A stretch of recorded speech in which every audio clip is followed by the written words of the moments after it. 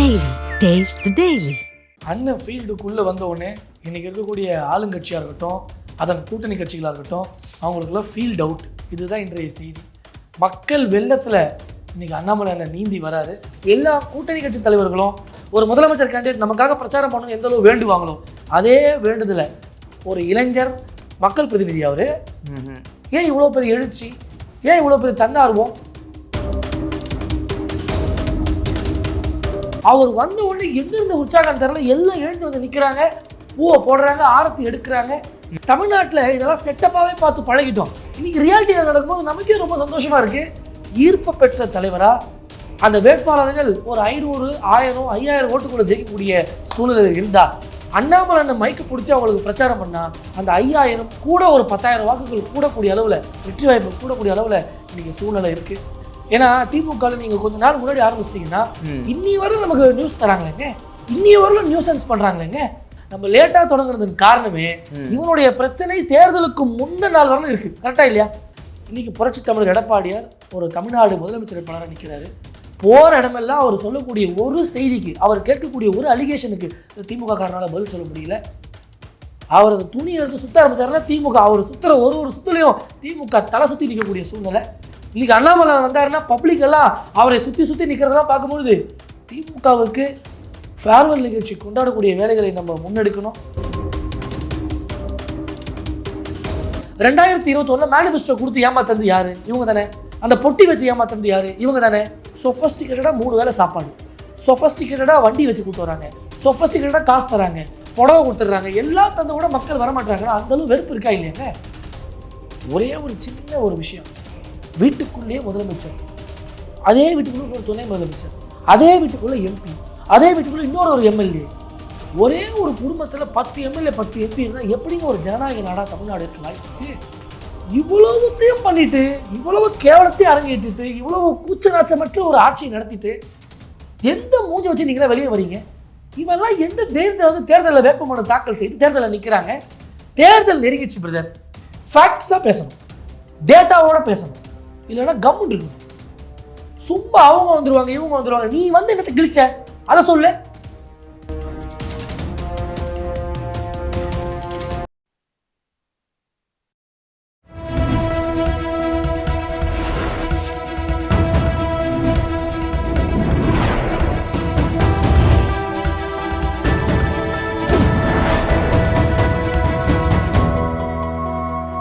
Channel 5 Tamil நேயர்களுக்கு வணக்கம். இந்த நேர்காணலில் நம்மோடு இணைந்திருப்பவர் தமிழக பாஜகவின் விளையாட்டு பிரிவு மாநில செயலாளர் திரு வழக்கறிஞர் ஹரிகரன் ராஜா அவர்கள். வாருங்கள், அவரோடு பேசுவோம். வணக்கம் சார். வணக்கம். தேர்தல் களம் சூடு பிடிக்க போய்கிட்டு இருக்கு. பாஜக என்ன பெரிய அளவில் பிரச்சாரங்கள் ஒன்றும் இல்லையே அப்படின்னு பார்த்துட்டு சூழ்நிலையில் அண்ணாமலை அவர்கள் ஃபீல்டுக்குள்ள வந்துட்டாரு. கடந்த ஒரு வாரம் பார்க்க முடியுது, சுழன்று எல்லா இடங்களையும் அண்ணாமலை பிரச்சாரம் பெரிய அளவில் ஒரு தாக்கத்தை ஏற்படுத்த எல்லாரையும் பார்க்க முடிஞ்சது. அண்ணாமலை ஃபீல்டுக்குள்ள வந்துட்டார். எப்படி இருக்கு களம்? அண்ணன் ஃபீல்டுக்குள்ளே வந்த உடனே இன்றைக்கி இருக்கக்கூடிய ஆளுங்கட்சியாக இருக்கட்டும், அதன் கூட்டணி கட்சிகளாக இருக்கட்டும், அவங்களுக்குலாம் ஃபீல்ட் அவுட். இதுதான் இன்றைய செய்தி. மக்கள் வெள்ளத்தில் இன்றைக்கி அண்ணாமலை அண்ணன் நீந்தி வராரு. வெயிலை பார்க்க மாட்டுறாங்க, அனலை பார்க்க மாட்டுறாங்க, தண்ணி இருக்கான்னு பார்க்க மாட்டுறாங்க. மக்கள் எல்லாம் ஒரு இளைஞனை இந்த அளவு வரவேற்ற வரலாறு இதுவரை தமிழ்நாட்டில் நடந்திருக்கு. அண்ணாமலை சொல்கிறீங்களா இல்லை தமிழக வெற்றி கழக விஜய்க்கு சொல்கிறீங்களா? இல்லை அதே அனல் வெயில் தண்ணி இல்லை அதெல்லாம் இல்லாம அதை கெஞ்சி கேட்டு கீழே விழுந்த கூட்டம் தாவைக்காது.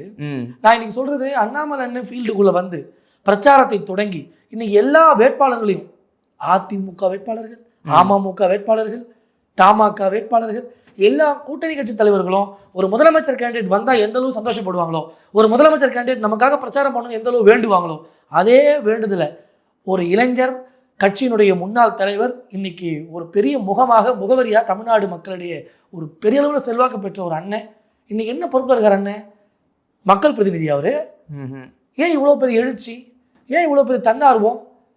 பெண்கள் எல்லாம் அண்ணன் வரதுக்கு கொஞ்சம் சிரமம் ஆயிடுச்சு, இன்னைக்கு லேட் ஆயிடுச்சு. அந்தந்த இடத்துல பெரிய அளவில் வரவேற்படுறதுனால கொஞ்சம் டிலே ஆகுது. இருந்தாலும் டயர்டாக உட்காந்துருந்தாங்கன்னு நாங்கள் பார்த்துட்டு இருந்தோம். அவர் வந்த உடனே எங்கிருந்த உற்சாகம் தெரியல, எல்லாம் எழுந்து வந்து நிற்கிறாங்க, பூவை போடுறாங்க, ஆரத்தி எடுக்கிறாங்க. தமிழ்நாட்டில் இதெல்லாம் செட்டப்பாகவே பார்த்து பழகிட்டோம். இன்னைக்கு ரியாலிட்டியில் நடக்கும்போது நமக்கே ரொம்ப சந்தோஷமா இருக்கு. அதை தூரமாக நின்று ரசிக்கக்கூடிய ஒரு தொண்டனை நானும் அதை பார்க்கக்கூடிய ஒரு பாக்கியம். அவர் எல்லாரையும் நின்று இன்முகத்தோடு வரவேற்கிறாரு. ஒவ்வொருத்தரும் இண்டிவிஜுவலாக அட்ரஸ் பண்ணுறாருங்க. ஒரு பொதுக்கூட்டத்தில் வந்து ஒரு தலைவர் இப்படி பண்ண முடியுமான்னு எனக்கு சத்தியமாக தெரியல. ஒவ்வொருவரும் இண்டிவிஜுவலாக பார்க்குறாரு, ஒவ்வொருத்தரும் இண்டிவிஜுவலாக பேசுகிறாரு. ஈர்ப்பு பெற்ற தலைவராக அந்த வேட்பாளர்கள் ஒரு 500, 1000, 5000 ஓட்டுக்குள்ள ஜெயிக்கக்கூடிய சூழ்நிலை இருந்தா, அண்ணாமலை அண்ணன் மைக்கு பிடிச்சி அவங்களுக்கு பிரச்சாரம் பண்ணால் அந்த 5000 கூட ஒரு 10,000 வாக்குகள் கூடக்கூடிய அளவில், வெற்றி வாய்ப்பு கூடக்கூடிய அளவில் இன்றைக்கி சூழ்நிலை இருக்குது. எல்லா தொகுதியிலும் மக்கள் எல்லாம் காத்து கொண்டு இருக்காங்க. அண்ணாமலை அண்ணன் வரணும். இந்த திமுக அப்பா என்னமா பேசுகிறாரு, தோலை உரிக்கிறாருப்பா அப்படின்னு மக்கள் எல்லாம் இன்றைக்கி பேசக்கூடிய இடம். இன்றைக்கி சைதாப்பேட்டை தொகுதிக்கு வந்திருந்தார். மயிலாப்பூரில் எங்களுடைய நாளைய சட்டமன்ற உறுப்பினர் அம்மா தமிழிசை சவுந்தரராஜன் இன்றைக்கி ஆதரித்து வந்தாங்க. அங்கங்கே வந்து ஃபேக்ட்ஸையும் அங்கங்கே வந்து அவர் டேட்டா சொல்கிற அழகை பார்க்குறது ஒரு தனி அழகு. அதுக்காக ரொம்ப நாள் திமுக டேட்டாவில் சொல்லாம வந்துட்டு திடீர்னு ஆரம்பிச்சுட்டாரு கரெக்டாக எலெக்ஷன் இருக்கும்போது. இல்லைங்க, அவர் சரியான நேரத்தில் வண்டி எடுத்துருக்கிறாரு. சரியான நேரத்தில் இவங்களை அடிக்கிறதுக்காக சாட்டையிட சுழன்று வராரு தமிழ்நாடு ஃபுல்லாக. 234 தொகுதியிலும் வேணுன்றாங்க அண்ணனை. நீங்கள் 234 தொகுதியிலும் வாங்கன்றாங்க. தாமதமாக வந்துட்டாரு போலயே. ஏன்னா நீங்கள் சொல்லும் போல 214 பாஜக நிற்கக்கூடியது 27+ அந்த மாதிரி தான். ஸோ அந்த மாதிரி தொகுதிகளில் இவ்வளவு நாள் வேட்பாளர்கள் யாருன்னு தெரியாமல் இருக்கும்போது இப்போ அண்ணாமலை வரும்போது தான் ஓஹோ இந்த தொகுதிக்கு தான் வேட்பாளர். ஆனால் அண்ணாமலை வரது பிறகு தான் தெரிய ஆரம்பிக்குது. இது கொஞ்சம் முன்னாடியே ஆரம்பிச்சிருக்கலாம், ஏன் டிலே ஆச்சு இவ்வளவு? இல்லைங்க, ஒரு விஷயத்தை லேட்டாக ஆரம்பிக்கிறோம்னா அதை லேட்டஸ்ட்டாக ஏதோ பண்ண போகிறோன்றது விஷயம். ஏன்னா திமுகவில் நீங்கள் கொஞ்ச நாள் முன்னாடி ஆரம்பிச்சிட்டிங்கன்னா இன்னி வரலும் நமக்கு நியூஸ் தராங்களேங்க, இன்னி வரலும் நியூஸ் சென்ஸ் பண்ணுறாங்களேங்க, இன்னி வரலும் அட்டூழி நடக்குது, இன்னி வரலும் அராஜகம் நடக்குது, இன்னி வரலும் பிரச்சனைகள் இருக்கா இல்லையா? நம்ம லேட்டாக தொடங்குறதுக்கு காரணமே இவனுடைய பிரச்சனை தேர்தலுக்கு முன்ன நாள் வரலும் இருக்கு. கரெக்டா இல்லையா? 3 நாள் தேர்தல், இன்னைய வரை பிரச்சனை திமுக காரனால இருக்கு. கரெக்டா இல்லையா? அப்போ லேட்டஸ்ட் அப்டேட்ஸை நம்ம மக்களிடையே சொல்லணும். லேட்டஸ்ட்டாக திமுக காரன் நம்மளை சீரழிக்கக்கூடிய விஷயங்களை, தமிழ்நாட்டை சின்னாபனமாக்கக்கூடிய விஷயங்களை சுட்டி காட்டணுன்ற ஒரே நோக்கத்தோடு தான் அண்ணன் லேட்டாக தொடங்கியதாக நம்ம நினைக்கணும். அந்த லேட்டாக தொடங்கியதன் பட்சம் இன்று பெரிய அளவில் மக்களுடைய அந்த இறுதிக்கட்டமாக தான் மக்களுடைய மைண்டை நம்ம வந்து படிக்க முடியும், அதை ரீட் பண்ண முடியும். மக்களுடைய மைண்டை சரியான வழியில் நம்ம கொண்டு செல்ல வேண்டிய ஒரு கட்டாயத்தில் இருக்கும். ஏன்னா வருஷம் ஃபுல்லாக ஒருத்தர் குரலை வித்தை காமிச்சிட்டான், வருஷம் ஃபுல்லாக ஒருத்தர் குரலை வித்தை காமிச்சிட்டு இன்றைக்கி வந்து டோக்கன் தரான். பார்த்தீங்களா இல்லை? வீடு வீடாக வந்து இன்றைக்கி வந்து 100 ரூபாய்க்கு ஒரு அவருக்கு ஆளை செட் பண்ணுறான். வாட்ஸ்அப் மெசேஜ்லாம் பார்த்தீங்களா? Kindly DM, need 400 members, need 200 members. இப்படி ஒரு கேவலப்பட்ட நிலையில் ஒரு ஆளுங்கட்சி இன்னைக்கு போய் கொண்டிருக்கக்கூடிய சூழ்நிலை. அவன் ஏன்டா நீ பண்ணுறன்னு கேட்டால் அப்போ நீங்களாம் பண்ணலையான்னு கேட்பாங்க. சத்தியமாங்க, நான் எது மேலே சத்தியம் பண்ணணும்னு தெரியல. சாதாரணமாக வராங்க, ஆர்கானிக்காக வராங்க, மல்லிகை பொருள் வாங்குற ஆளுங்க வந்து நிற்கிறாங்க. அண்ணாமலை வந்துட்டாரா? அது நாங்கள் வரோம், அண்ணாமலை வந்ததால் தாங்க வந்தோம் பார்க்கறதுக்கு. இப்படியெல்லாம் ஒரு ஆர்கானிக்கான கான்வர்சேஷன், இது போல ஒரு ஆர்கானிக்கான கூட்டத்தை தமிழ்நாடு ரொம்ப நாள் ஆச்சு ஃபேஸ் பண்ணி. இன்றைக்கி புரட்சி தமிழர் எடப்பாடியார் ஒரு தமிழ்நாடு முதலமைச்சர் வேட்பாளராக நிற்கிறாரு. போகிற இடமெல்லாம் அவர் சொல்லக்கூடிய ஒரு செய்திக்கு, அவர் கேட்கக்கூடிய ஒரு அலிகேஷனுக்கு திமுக காரனால் பதில் சொல்ல முடியல. அவர் அந்த துணியை எடுத்து சுத்த ஆரம்பிச்சாருன்னா திமுக அவர் சுற்றுற ஒரு சுற்றுலையும் திமுக தலை சுற்றி நிற்கக்கூடிய சூழ்நிலை. இன்றைக்கி அண்ணாமலை வந்தாருன்னா பப்ளிக் எல்லாம் அவரை சுற்றி நிற்கிறதெல்லாம் பார்க்கும்பொழுது திமுகவுக்கு ஃபேர்வெல் நிகழ்ச்சி கொண்டாடக்கூடிய வேலைகளை நம்ம முன்னெடுக்கணும். அவங்க நினச்சிட்டு இருக்கிறாங்க நம்ம போய் ஆட்சி அமைக்கிற நிகழ்ச்சிக்கு போவோன்னு. திமுகவுக்கு ஃபேர்வெல் ஃபங்க்ஷனை மேற்படுத்தக்கூடிய வேலைகளை என்டிஏ கூட்டணி செய்து கொண்டு இருக்கு.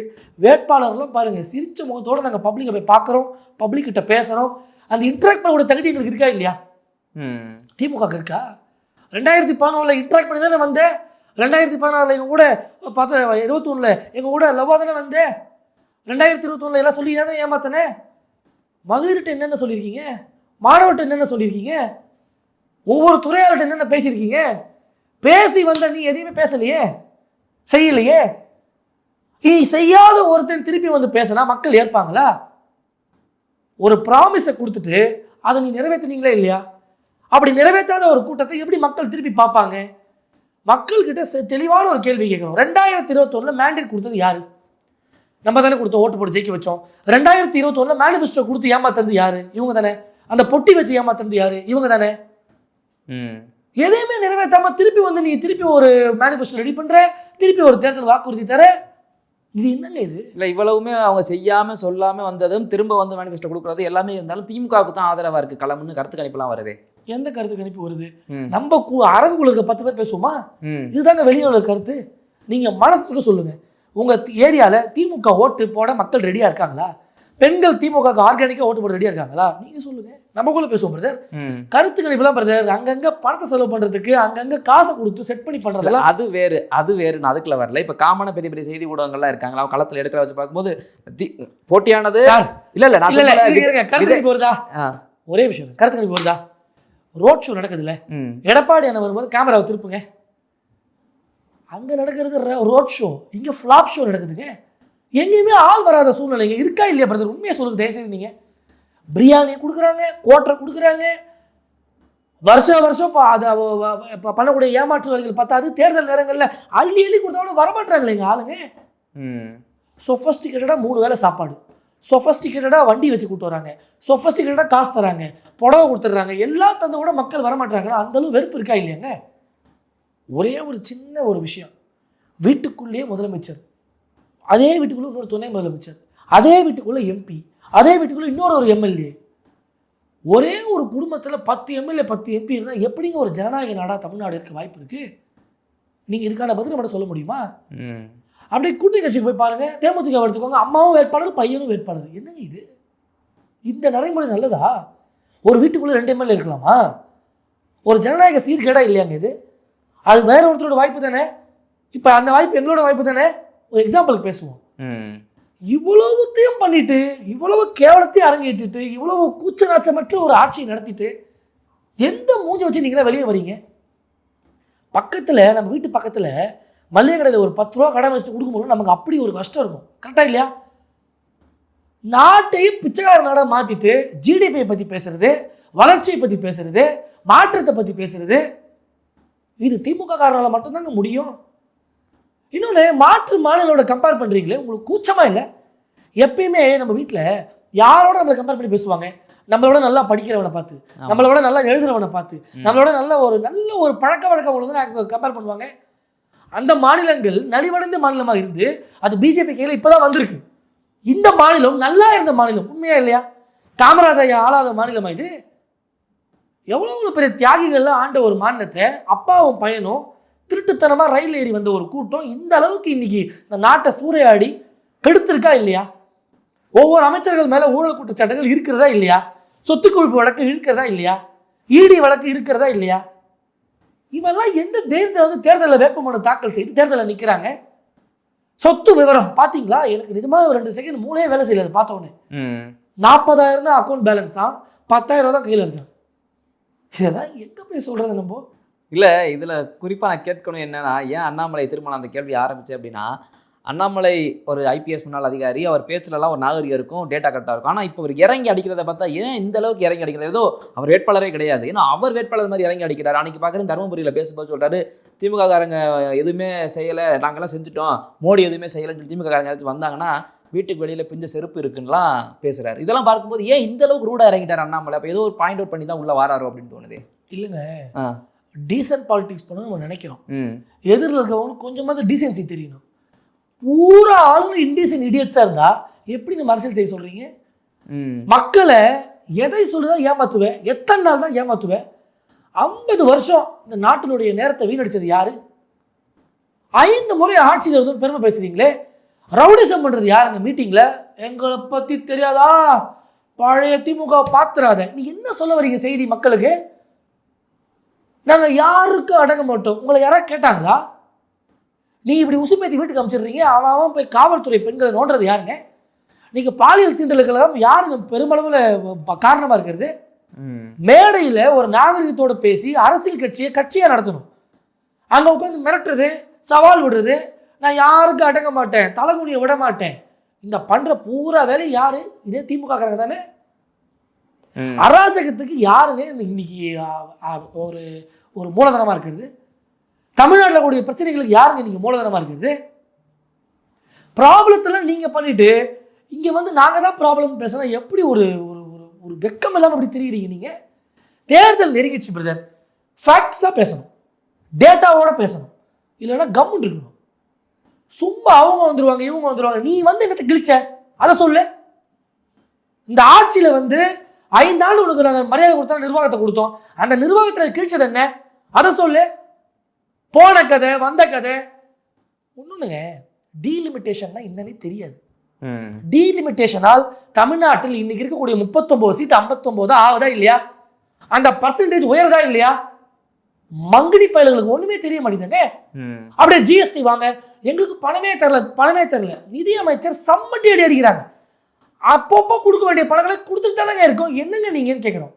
வெள்ளத்துக்கு பணமே தரல, 9,000 கோடி எல்லா மாநிலங்களுக்கும் கொடுக்கப்படுமே, அந்த பணத்தை செலவு பண்ணதுக்கான ப்ரூஃபை கூடியான்னு கேட்டால் அதை பற்றி பேச்சுவார்த்தையே இல்லை. இப்போ பிரதர் உங்ககிட்ட ஒரு அமௌண்ட்டை கொடுத்துருக்குறோம், அதை செலவு பண்ண பிறகு அடுத்த அமௌண்ட்டை கொடுப்போம் நம்ம. ஆமாம், அதான ஒரு அரசனுடைய வேலை. அந்த அரசு வந்து ஆய்வு பண்ணுமா கூடாதா? எதுவுமே கிடையாது. இவங்க ஃபோன் பண்ணி ஹலோ திமுகவில் நிறைய கொள்ள அடிச்சிட்டோம், பணம் அனுப்பிச்சு விடுங்க, உடனே பணம் அனுப்பணுமா? பணம் வரல பணம் வரல பணம் வரல. மொழியை பற்றி பேச தகுதி இருக்காயா அவங்களுக்குலாம்? சாஃப்ட் கார்னர் 2 வார்த்தை சொல்றாரு, அதுக்கு அந்த இங்கிலீஷ் கூட பேச தெரியல அவரால். இவரெல்லாம் மொழியை பற்றி பேசலாமா? இவங்களுடைய புலமெல்லாம் நமக்கு தெரியாதா? அதிகபட்சம் ஒரு தமிழ் புலமை சீனி சக்கரை சித்தப்பா ஏட்டில் எழுதி நக்கப்பான்னு. இல்லைன்னா ஒரே ஒரு டைலாக் வச்சிருக்காரு, நான் ஒரு 10 வருஷம் முன்னாடி உலகவர் ஓவியமே உற்சாக காவியமே ஓடை நறுமலரேன்னு வச்சிருக்காரு, அதையே பேசுறது. இவங்கெல்லாம் இந்த மொழியில் பெரிய தன்மை அடைஞ்சிட்டாங்க, இவங்க இருமொழி போதும்னு பேசுறதுக்கு. இப்படி அவதூறை தெளித்து தெளித்து தெளித்து டிமானிட்டைசேஷன் பற்றி என்ன தெரியுங்க இவங்களுக்கு? அது எதனால் நடந்தது தெரியுமா இவங்களுக்கு?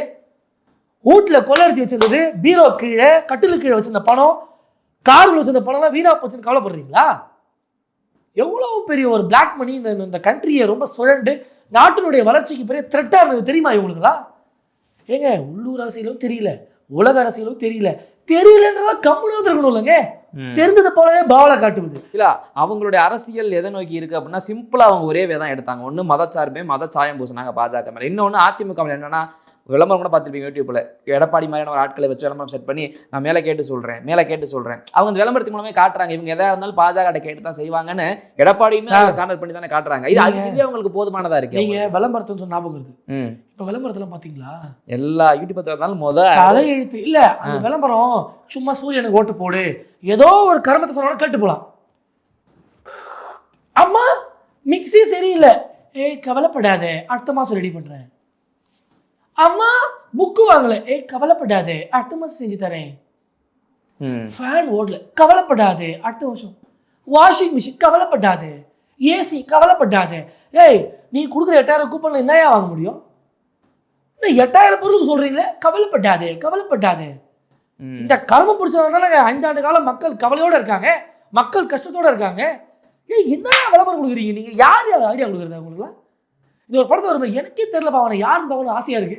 எப்படி 5 ஆண்டு ஆட்சியில் இருந்து ஒண்ணுமே இல்லைன்றத மக்கள் பறைசாற்றுவாங்கன்னு பார்த்துருக்கீங்க. இன்னொன்று பார்த்தீங்கன்னா கதை சொல்ல வரோம்.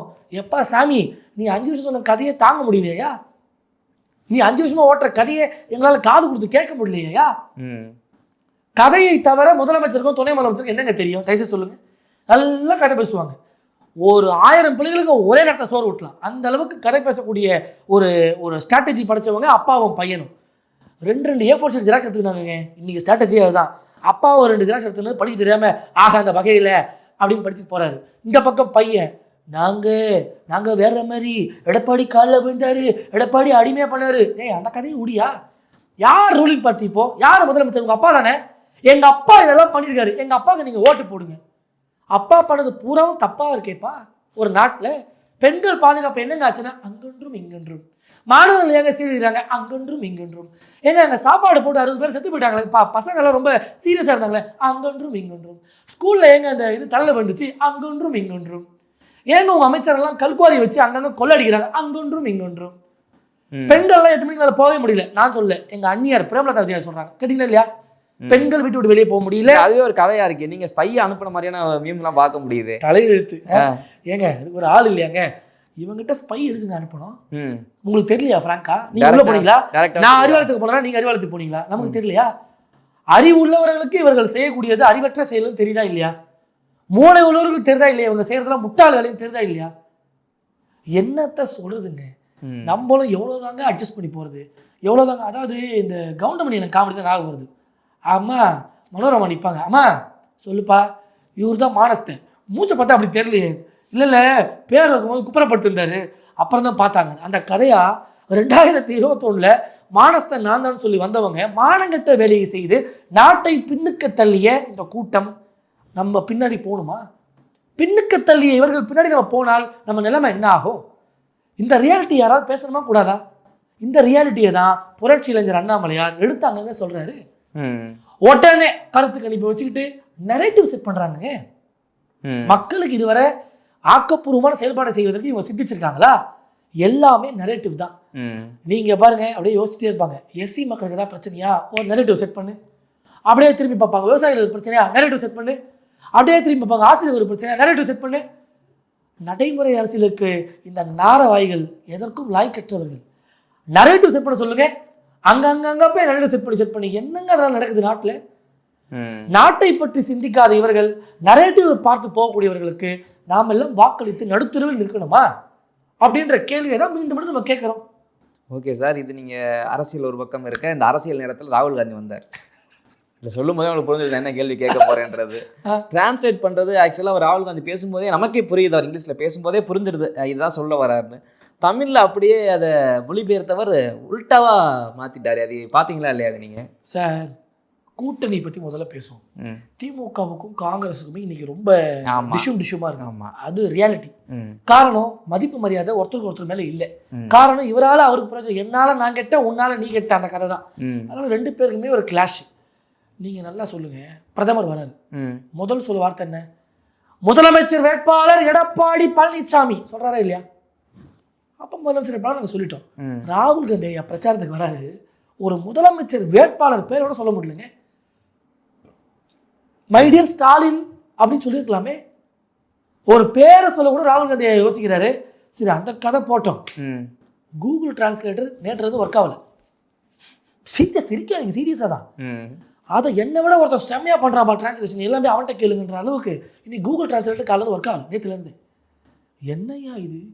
என்னையா மொழி, நீங்கள் இரு மொழியில் நாங்கள் படித்து கீழ்ச்சிட்டோம், நீங்கள் பயங்கரமான அறிவு. நீங்கள் அவர் ராகுல் காந்தி இங்கிலீஷில் வர சொல்கிறாரு, அதை டிரான்ஸ்லேஷன் பார்த்தா தலையே சுற்றுது எனக்கு. சிரிச்சு இதெல்லாம் வயிறு வலி ஒரே. என்னங்க இது? செல்வ பிறந்த அதுவும் காங்கிரஸ் கட்சிக்கு ஒரு பெரிய தலையெழுத்து. கேரளாவில் போகிறாரு, இதே மாதிரி ஒரு ஐயா மைக்க பிடிச்சாரு, அடியன்னு அடிக்கிறார் ராகுல் காந்தி. அங்கே ஏன் தான் போகணும்னு ஃபீல் பண்ணார். தமிழ்நாட்டுக்கு போன தடவை வந்தார், தங்கபாலு பேசினார், பார்த்தீங்களா? இல்லையா? ஐயோ தலையே சுற்றுற மாதிரி ஆயிடுச்சு தங்கபாலு பேசுறது. இப்போ செல்வ பிறந்த அதுவும் என்ன கான்ஃபிடென்ட்டா அப்படி நிற்கிறாரு. அவர் பேசுறது உடனே எனக்கு சிரிப்பு, நான் சிரிப்பு. என்னத்தை சொல்றது? டிரான்ஸ்லேட் பண்ணுவோம். அவரு மோடியையும் ட்ரம்பையும் குறித்து பேசிக் கொண்டிருக்கிறார் ராகுல் காந்தி. இவர் சம்பந்தம் விவசாயிகளை பத்தி பேசுறாரு. இது என்ன மொத்தமா ட்ராக்கே மாறிடுச்சு சார். இவங்களுக்கு ஒரு 5 பாயிண்ட் தான் சார். நீங்க அவுட் ஆஃப் சிலபஸ்ல ஏதாவது கேட்டீங்கன்னா உங்களுக்கு புரியாது. இவங்க மோடி வரக்கூடாது, கை தட்டுறதுக்கு இது ஏன் கேட்குறீங்க? இது வார டிரான்ஸ்லேஷன் அளவு போயிட்டீங்க. அங்கே ராகுல் காந்தி வராரு, யார்ப்பா இது வெள்ளையா ஒரு பையன் வரான், யாருன்னு தெரியல, மக்கள்லாம் பார்க்குறாங்க. இங்கெல்லாம் 200 300 தானே, அப்படி பார்த்துட்டே இருக்காங்க. அப்போ மோடிக்கு கைத்தட்டல் கேட்க வேண்டாமா? அமித்ஷாவுக்கு கைத்தட்டல் கேட்க வேண்டாமா? ஏய், உன் கட்சி மீட்டிங்கில் கைத்தட்டு வாங்கிறது கூட என் தலைவர்கள் பேரை பயன்படுத்தினாதான் என் கைத்தட்டு விழுது. அந்த சூழ்நிலை தானே இருக்குது காங்கிரஸ் கட்சிக்கு இன்னைக்கு. ராகுல் காந்தி ஐயா காங்கிரஸ் கட்சியை காணும்னு அவர் தேடிட்டு இருக்காரு இந்தியா ஃபுல்லாக. தமிழ்நாட்டுக்கு வந்தார், டிரான்ஸ்லேஷன் கூட ஆள் இல்லாத அளவு தான் ஒரு கட்சி இருக்குது. அந்த கட்சிக்கு 28 சீட்டை கொடுத்துருக்குறாங்க. அந்த கட்சி கூட திமுகவை ஆதரிக்க இன்னைக்கு தயாரா இல்லை. விடுதலை சிறுத்தை இன்னைக்கு திமுகவை ஆதரிக்கல, மதிமுக ஆதரிக்கல, கம்யூனிஸ்ட் கட்சிகள் ஆதரிக்கல, முஸ்லீம் இயக்கங்கள் ஆதரிக்கல. மக்கள் தான் ஆதரிக்கலும் கத்திட்டு இருந்தோம், ஞாபகம் இருக்கா? மக்கள் தான் எதிர்க்கிறாங்க, மக்களுக்கு தான் பிரச்சனை எதிர்த்து இருந்தோம். இன்னைக்கு கூட்டணி கட்சிகளுக்கே பயங்கர வெறுப்பு. கூட்டணி கட்சிகள் சாப விடுறாங்க. நம்பிக்கை துரோகம் மக்களுக்கு செஞ்ச நான் எவ்வளவெல்லாம் முட்டு கொடுத்துருப்பேன், 5 வருஷம் உனக்காக எவ்வளவெல்லாம் நின்றுருப்பேன், வாயை திறந்திருப்பேனா அப்படின்னு கை மூடி வாய் மூடி இருந்தவர்கள் இன்னைக்கு அவங்களுக்கே பிரச்சனை வரும்போது வாயை திறக்க முடியாத சூழ்நிலை. இன்னைக்கு கடவுள் வச்சா பாருங்க ஆப்பு. எவ்வளவெல்லாம் அக்கிரமம் பண்ணும்போது கம்முன்னு இருந்தீங்க, எவ்வளவெல்லாம் அட்ஜஸ்ட் பண்ணி அதை ஜாவலை காட்டி பாலாவை காமிச்சிங்க. இன்னைக்கு ஊனடம் என்ன? உங்களுடைய வாதத்தின் அடிப்படையில் என்டிஏ கூட்டணிக்கான வெற்றி வாய்ப்பு தான் அதிகன்ற மாதிரி நீங்க பேசுறீங்க. ஓகே, அதே நேரத்தில் என்னுடைய கருத்து என்னன்னா, விஜய் புதுசா வந்திருக்காரு, அவர் என்டிஏ கூட்டணியை தான் வீக் பண்றாரு, திமுக நாங்க சேஃபா இருக்கோம் அப்படின்ற மாதிரி அவங்க ஒரு கருத்து. சார், இப்ப ஆளுங்கட்சி யார்? திமுக. மக்கள் பெருவளவில் யார் மேல வெறுப்பா இருப்பாங்க?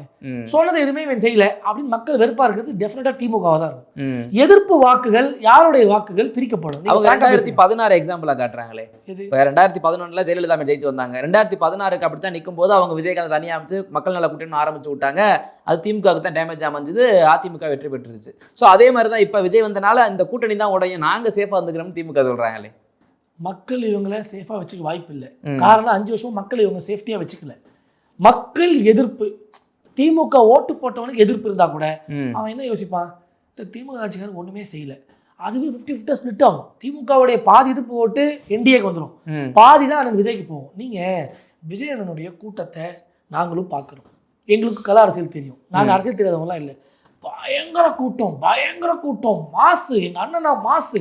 நேற்று போகிறாரு, அப்படியே சர்ச்சில் முட்டி போட்டு போகிறாரு, கோயிலில் சாஷ்டாங்கமாக படுக்கிறாரு, மசூதிக்கு போகிறாரு, வாழ்த்துக்கள். ஆனால் ஓட்டர் ஐடி இருக்கான்னு பார்க்க சொல்லுங்கள். தயவு செய்து ஓட்டர் ஐடியை செக் பண்ணி உள்ளே விட்டிங்கன்னா விஜயனுக்கு இந்த அளவுக்கு கூட்டம் வருமானது கடவுள் கூட வெளிச்சம் இல்லை.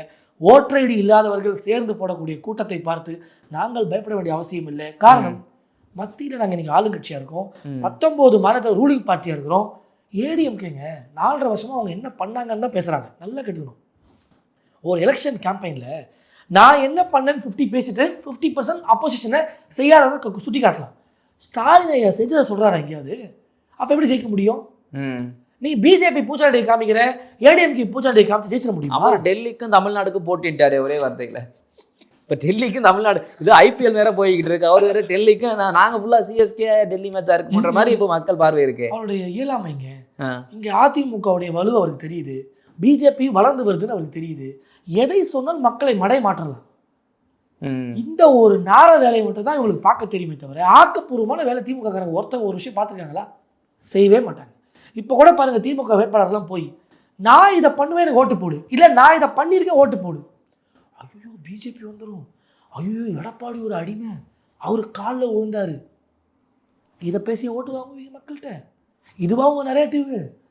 சத்தியமாக சிரிப்பாக வருது திமுக காரங்களாம் பார்க்கும்போது. எனக்கு அங்கே பிரச்சாரத்துக்கு வரவங்களாம் பார்க்கும்போது இந்த நரேட்டிவ் மக்கள் என்றைக்கோ உடச்சி தூர எரிஞ்சிட்டாங்க.